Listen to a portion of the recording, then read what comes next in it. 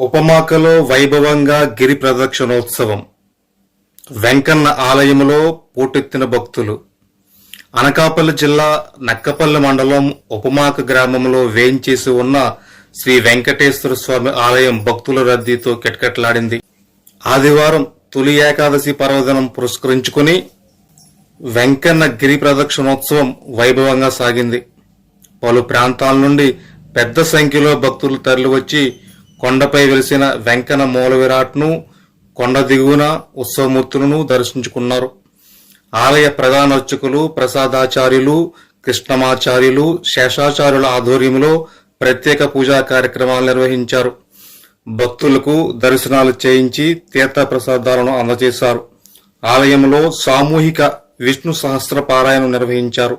సాయంత్రం భక్తుల గోవిందనామ స్మరణతో గిరి ప్రదక్షిణోత్సవం వైభవంగా సాగింది. శ్రీ శ్రీనివాస భజన సమాజం సభ్యులు ఆలపించిన భజన భక్తి గీతాలు భక్తులను ఎంతగానో అలరించాయి.